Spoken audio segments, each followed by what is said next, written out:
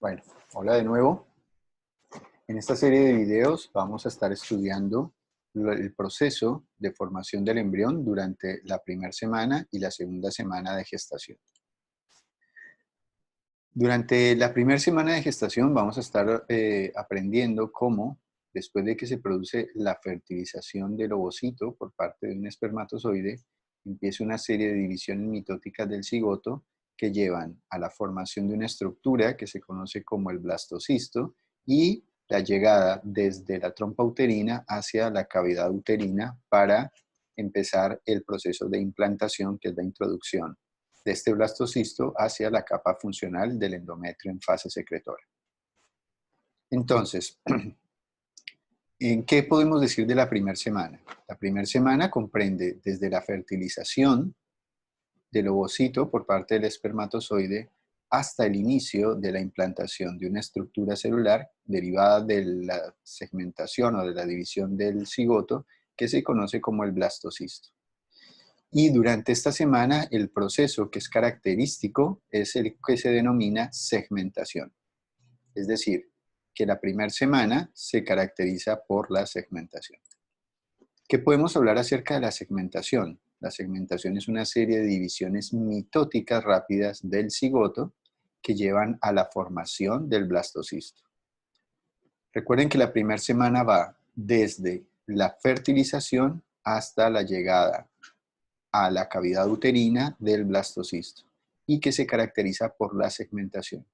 Podemos observar que durante el transcurso del cigoto en el interior de la trompa uterina se producen todas estas series de divisiones mitóticas rápidas que forman una gran estructura multicelular que tiene una forma quística que se denomina el blastocisto. Recuerden también que el movimiento de este cigoto en división se produce gracias al movimiento del epitelio ciliado que está revistiendo a la trompa uterina.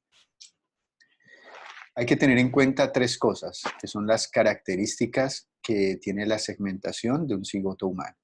La primera característica es que la segmentación es total u holoblástica. ¿Qué quiere decir que sea total u holoblástica? Que el plano de clivaje por el cual se divide el cigoto y cada una de sus células hijas atraviesa totalmente la célula, es decir, que los planos de clivaje son completos. La otra característica de la segmentación humana es que puede ser igual o subigual. ¿A qué hace referencia esta característica de la segmentación? A que el citoplasma de la célula que se divide puede ser distribuido en sus células hijas de forma equitativa o desigual. Y eso va a traer como consecuencia que las células hijas, el tamaño de las células hijas puede ser igual o pueden ser diferentes, dependiendo de la distribución del citoplasma de esa célula que dio origen a sus células hijas.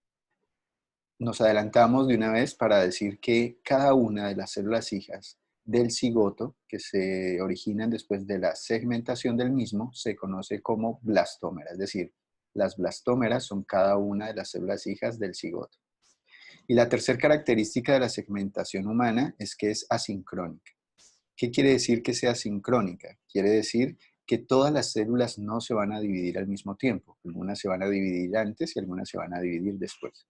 Entonces recuerden que las características de la segmentación humana es que es total o holoblástica, igual o subigual y asincrónica. Vamos a hablar de la secuencia del tiempo en la que se van produciendo estas divisiones mitóticas. El día 1 se produce la primera división mitótica, es decir, la primera división que se produce después de la fertilización del ovocito por parte del espermatozoide. Esta división, esa primera división, divide el cigoto en dos células hijas. Recuerden que cada una de las células hijas del cigoto se conoce como blastómeras.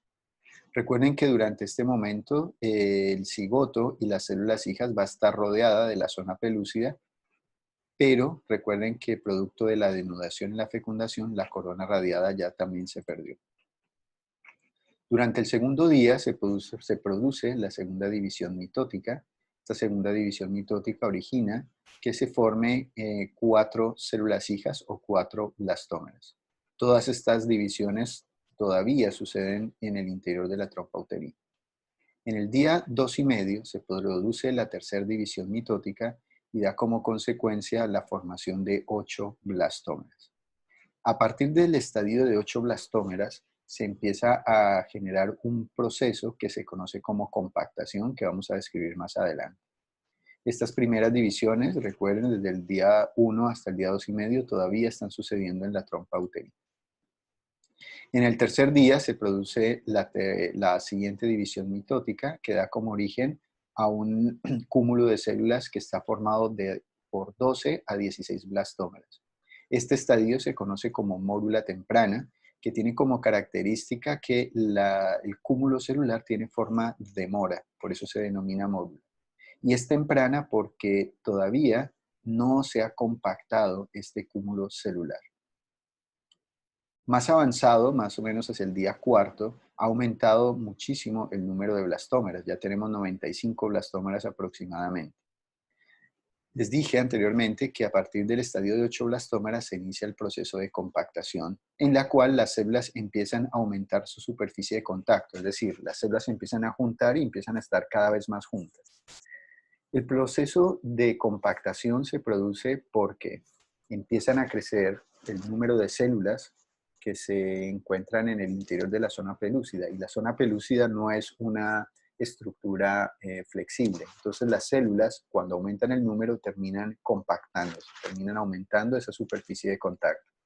Pero también uno de los procesos que permiten la compactación es la expresión de moléculas de adhesión celular entre las células.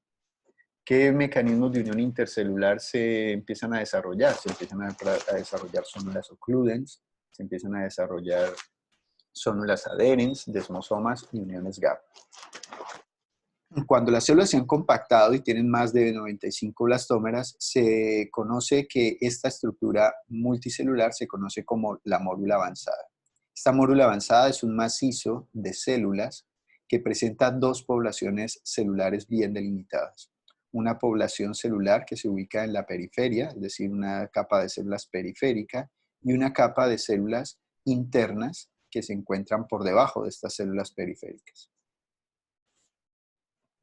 Después de que se forma la mórula tardía, viene un proceso en el cual se va a cavitar ese macizo celular y se forma una gran cavidad que se llena de un líquido y da origen a la estructura que se conoce como el blastocisto. El blastocisto puede ser temprano o tardío, ahorita vamos a observar la diferencia, pero cuando se produce la cavitación de este macizo celular, se determinan tres regiones o tres estructuras que es importante entender. Primero, las capas celulares o la capa celular periférica se denomina trofoblasto.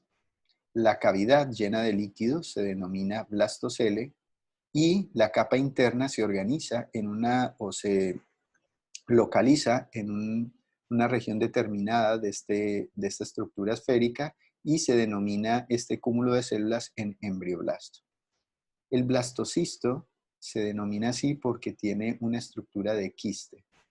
Es una estructura esférica con una capa celular periférica, una cavidad central llena de líquido y en el interior tenemos un cúmulo celular localizado que se denomina embrioblasto. La capa periférica se denomina trofoblasto y es la capa de células que van a desarrollar lo que se conoce como la placenta, es decir, todas las estructuras que van a permitir la nutrición del embrión en formación. La capa celular interna, que se localiza en una región del blastocisto, se denomina embrioblasto, y ese embrioblasto es esas células que forman el embrioblasto, son las células a partir de las cuales se va a formar el embrión propiamente dicho. Y la cavidad se denomina blastocele. Se denomina blastocisto tardío porque todavía esta estructura quística se encuentra en el interior de la zona pelúcida. Aquí podemos observar en este esquema lo que sería el trofoblasto, la cavidad que sería el blastocele y la capa celular interna que se denomina embrioblasto. Después, cerca del último día de la primera semana, más o menos el día 5 o 6, empieza el blastocisto a abandonar la zona pelúcida. Cuando termina de abandonar la zona pelúcida, el blastocisto se denomina ahora blastocisto tardío y que termina de desprenderse o de abandonar la zona pelúcida en el día sexto, es decir, al final de la primera semana. Entonces recordemos que el blastocisto está formado por una estructura o una capa de células periférica que se denomina trofoblasto. Recuerden que a partir de este trofoblasto se van a formar las estructuras que se van a encargar de garantizar la alimentación o nutrición del embrión. Tenemos una capa celular interna que se denomina embrioblasto y una cavidad central que se denomina blastocelo. El blastocisto tiene dos polos definidos y es importante comprenderlos porque nos van a indicar por cuál de estas dos regiones del blastocisto es donde se va a iniciar la implantación. El lugar del blastocisto en el que se encuentran las células del embrioblasto se denomina polo embrionario y este polo embrionario es el lugar por donde se va a implantar el embrión. El polo contrario se denomina polo vegetativo. Bien, y hasta aquí terminamos la primera semana. En el siguiente video vamos a desarrollar la segunda semana. Nos vemos.